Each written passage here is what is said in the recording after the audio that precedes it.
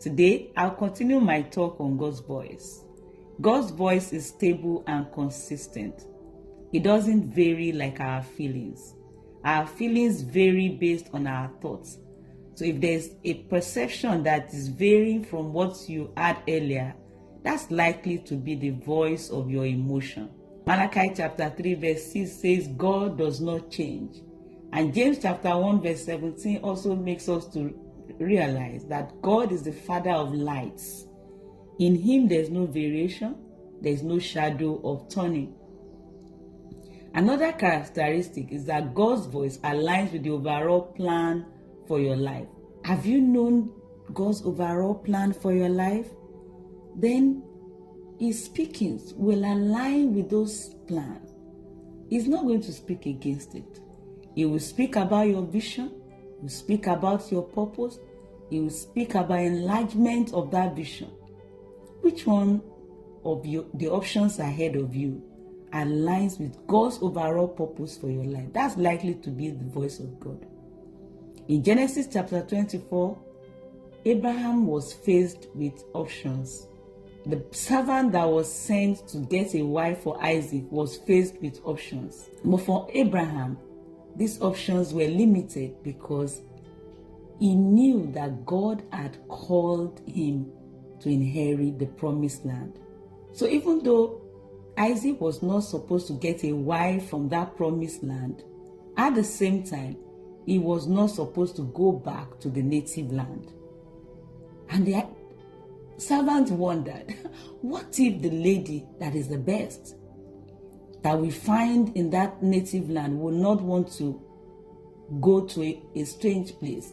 Should he take Isaac back to the land?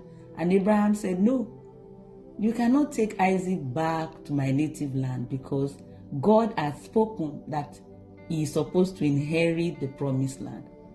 Please find out the overall plan and purpose of God for your life, and that will help you to narrow your decision to the one that aligns with it and not make a mistake to go back to something that is against God's overall plan and purpose for your life. Sometimes what we need is faith to be able to go in the other direction. We need faith.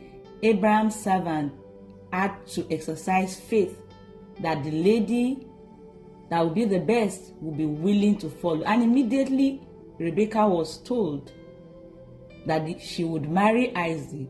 She was willing to follow. In fact, she was ready to leave on that same day. So if you know God's purpose for your life, always make a decision in that direction, no matter how tough it is. All you need is to trust God, and He will make a way where there seems to be no way. Finally, for today, the voice of God has no evil consequences. If you weigh the consequences of the options ahead of you, which one is safer in view of God's word and God's purpose?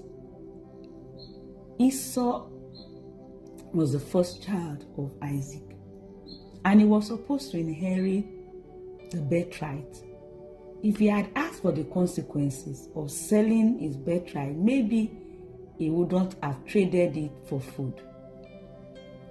What is the consequence of that decision you are about to make now? If it has evil consequence, that is not the will of God. Some people have been confused in the past that God could lead them into something evil so that God will be glorified. No, God is never glorified by evil. The devil is the originator of evil and is the enemy of God.